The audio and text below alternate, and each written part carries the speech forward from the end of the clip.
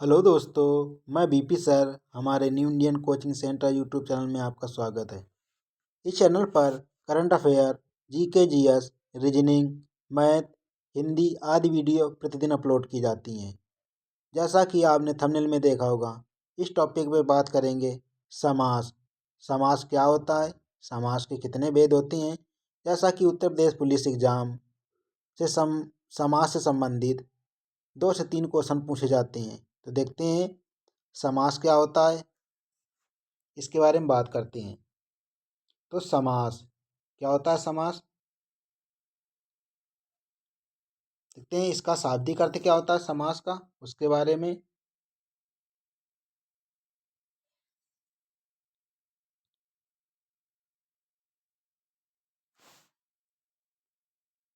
समास का शाब्दिक अर्थ क्या होता है, तो संक्षेप या संक्षेपीकरण या संक्षिप्तीकरण।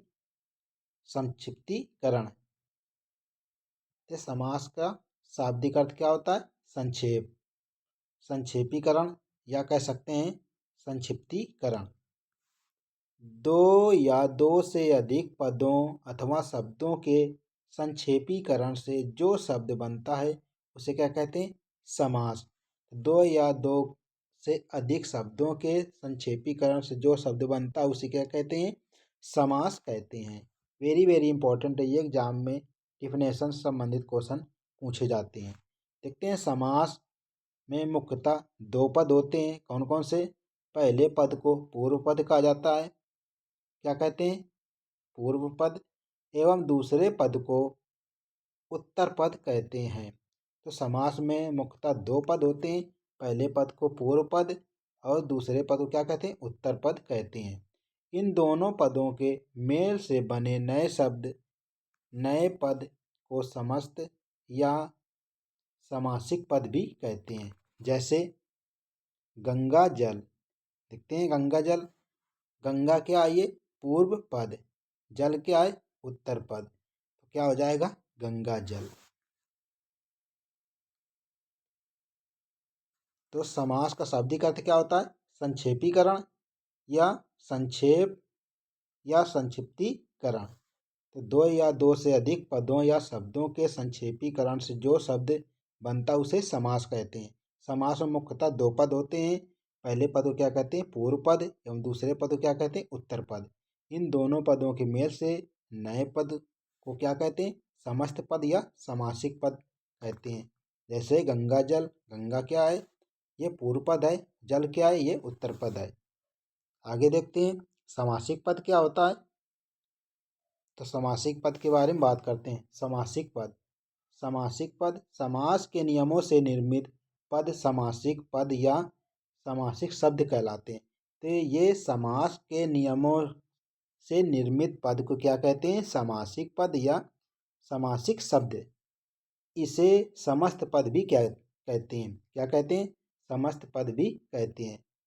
समास के बाद विभक्ति चिन्ह पर सर्ग लुप्त हो जाता है। जैसे रसोई घर,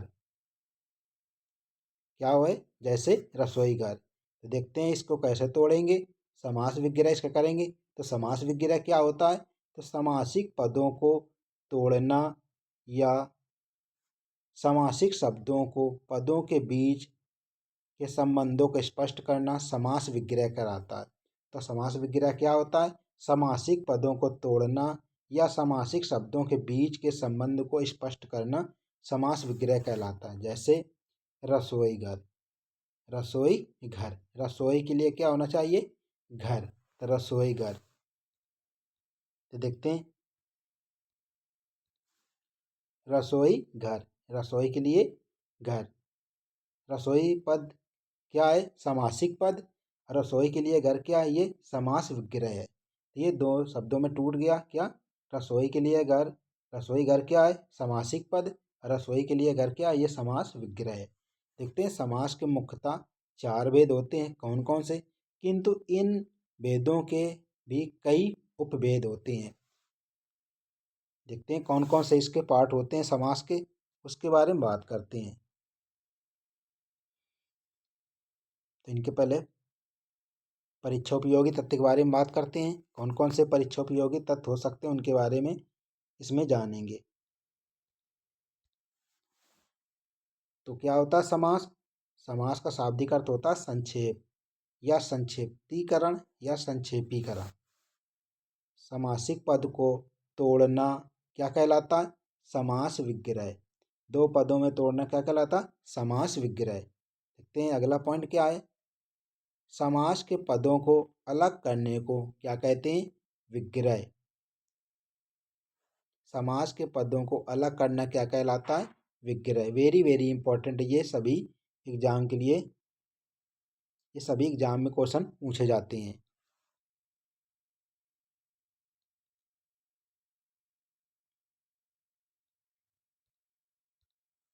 अगला पॉइंट दिया गया हमारा, जिस समास का पूर्व पद पहला पद जिसे कहते हैं प्रधान हो तो उसे क्या कहते हैं? अव्ययी भाव समास कहते हैं। तो जिस समास का पूर्व पद प्रधान हो उसे क्या कहते हैं? अव्ययी भाव समास कहते हैं। देखते हैं तत्पुरुष समास। तत्पुरुष समास में उत्तर पद प्रधान होता है। कौन प्रधान होता है? ये तो उत्तर पद। और उसमें अव्ययी भाव समास में ये पूर्व पद प्रधान होता है। तो तत्पुरुष समास में कौन सा होता है? उत्तर पद प्रधान होता है। देखते हैं द्वंद्व समास। द्वंद्व समास में दोनों पद प्रधान होते हैं। वेरी वेरी इंपॉर्टेंट है, ये क्वेश्चन पूछ लिया जाता है कि किसमें दोनों पद प्रधान होते हैं। ये द्वंद्व समास होता है। और उत्तर पद प्रधान किसमें होता है? ये तत्पुरुष समास में। पूर्व पद किसमें होता है? ये अव्ययी भाव समास में। देखते हैं अगला पॉइंट, जिस समास का पूर्व पद एवं उत्तर पद गौड़ होता है और कोई तीसरा पद प्रधान हो, अर्थात जिस समास को कोई पद प्रधान नहीं होता है उसे क्या कहते हैं? अब अब बहुव्रीहि समास कहते हैं। तो जिसमें क्या कहते हैं? इसमें पूर्व पद एवं उत्तर पद गौड़ होता है और कोई तीसरा पद प्रधान होता है उसे क्या कहते हैं? बहुब्रीहि समास कहते हैं। वेरी वेरी इंपॉर्टेंट है ये बहुब्रीहि समास से संबंधित पॉइंट। तो किसमें पूर्व पद प्रधान होता है? ये अव्ययी भाव समास होता है। जिसमें उत्तर पद प्रधान होता है वह तत्पुरुष समास होता है। जिसमें दोनों पद प्रधान होते हुए कौन होता है? ये द्वंद्व समास होता है। तो जिस समास का पूर्व पद एवं उत्तर पद दोनों गौड़ होते हैं उन्हें क्या कहते हैं? और तीसरा पद प्रधान होता है, अर्थात जिस समास का कोई पद प्रधान नहीं होता है उसे क्या कहते हैं? बहुब्रीहि समास कहते हैं। देखते हैं आगे पॉइंट क्या दिया गया है। इसमें दिया गया द्विगु समास।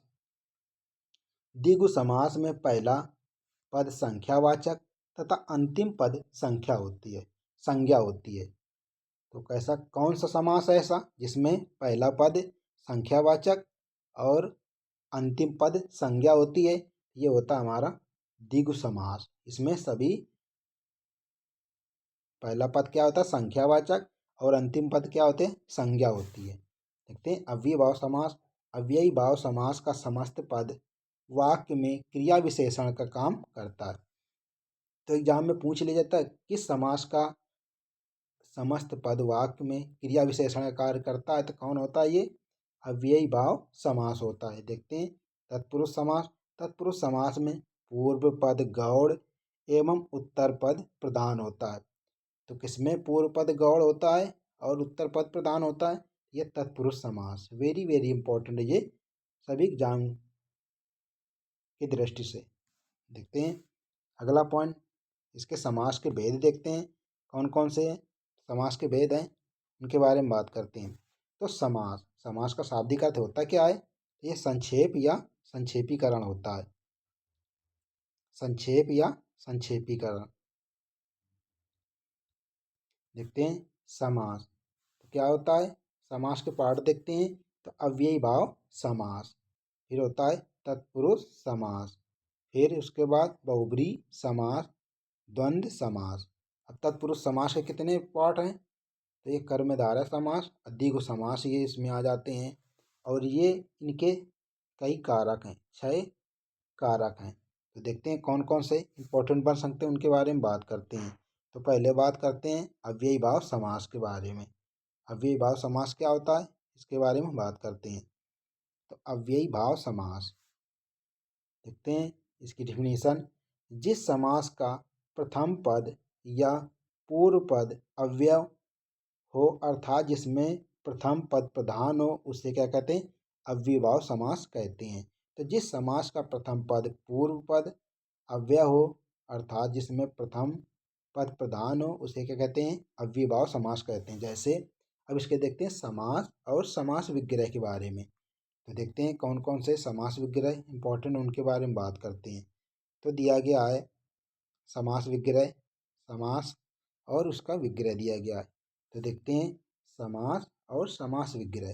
रातों रात, रातों रात क्या होता है? रात ही रात में क्या कहते हैं? रातों रात को क्या कहते हैं? इसका विग्रह करेंगे समास विग्रह, तो रात ही रात में। देखते हैं आजन्म, जन्म तक या जन्म से लेकर। अजन्म क्या होता है? जन्म तक या जन्म से लेकर। प्रतिदिन, दिन दिन या प्रत्येक दिन। यथाशक्ति, शक्ति के अनुसार। भरपेट, पेट भर। हाथों हाथ, हाथ ही हाथ में। यथासंभव, संभावना के अनुसार यथासंभव होता है। और इसके देखते हैं इंपॉर्टेंट उदाहरण। यथा विधि, विधि के अनुसार। प्रत्यक्ष, अक्ष या आंख के प्रति आगे। प्रत्येक, एक एक या हर एक। निर्विवाद क्या होता है? बिना विवाद के निर्विवाद होता है। देखते हैं निर्विकार, बिना विकार के। क्या होता है? निर्विकार किसे कहते हैं? बिना विकार के निर्विकार। यावज्ज जीवन क्या होता है? ये जब तक जीवन है। यथाक्रम, क्रम के अनुसार। यथाक्रम क्या होता है? क्रम के अनुसार यथाक्रम। और इसके देखते हैं एग्जाम्पल।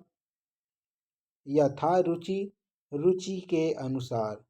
अभूतपूर्व, जो पूर्व नहीं भूत है या जो पहले नहीं हुआ है उसे क्या कहते हैं? अभूतपूर्व कहते हैं। देखते हैं और एक उदाहरण इसके बात करते हैं। तो इसमें देखते हैं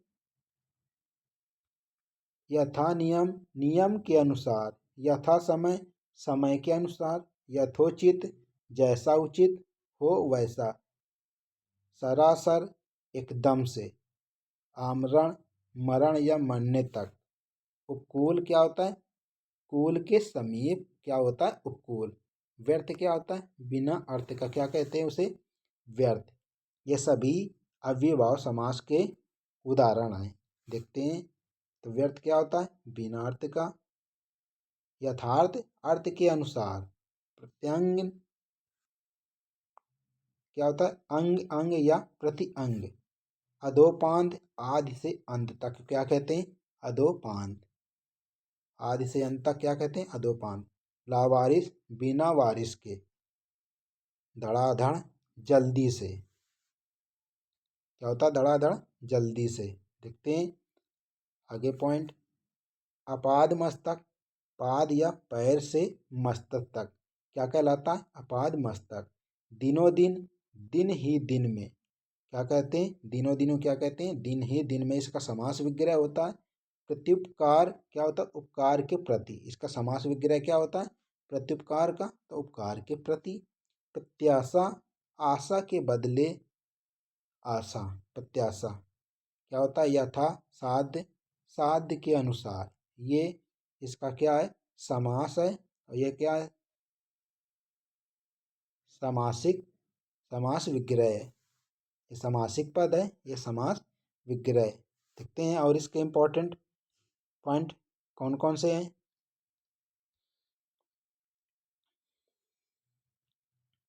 देखते हैं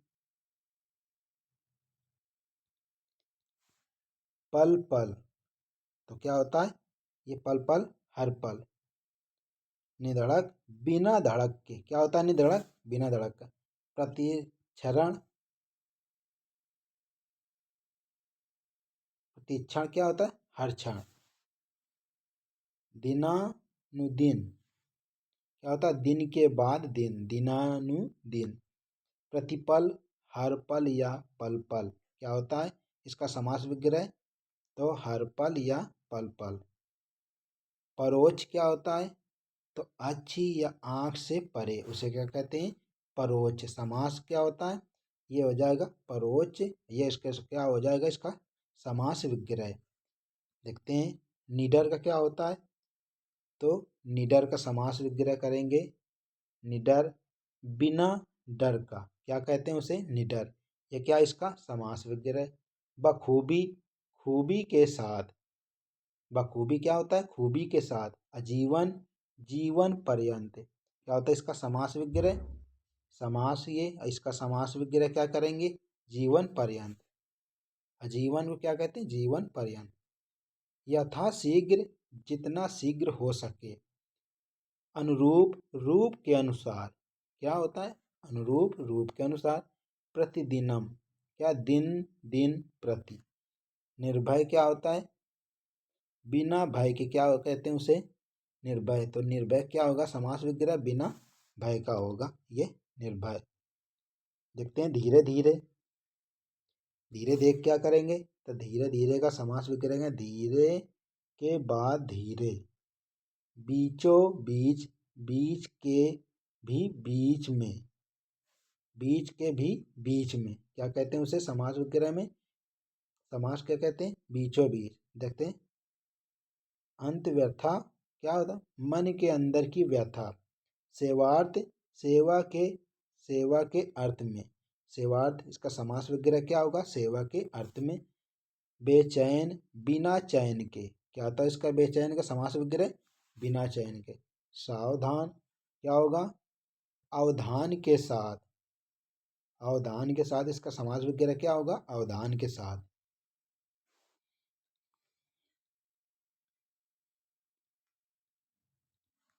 देखते हैं अवसरानुसार, अवसर के अनुसार। अतीन्द्रिय, इंद्रियों के परे, इसका क्या होगा, समास विग्रह इंद्रियों के परे। यथामति, जैसी मति, मति मीन्स क्या होती, बुद्धि। निसंदेह, संदेह के बिना, निसंदेह, निसंदेह क्या होगा विग्रह, संदेह के बिना। प्रत्युत्तर, क्या होता, उत्तर का उत्तर, प्रत्युत्तर। उत्तर का उत्तर क्या कहलाता, प्रत्युत्तर। तो इसका प्रत्युत्तर का क्या होगा, समास विग्रह उत्तर का उत्तर।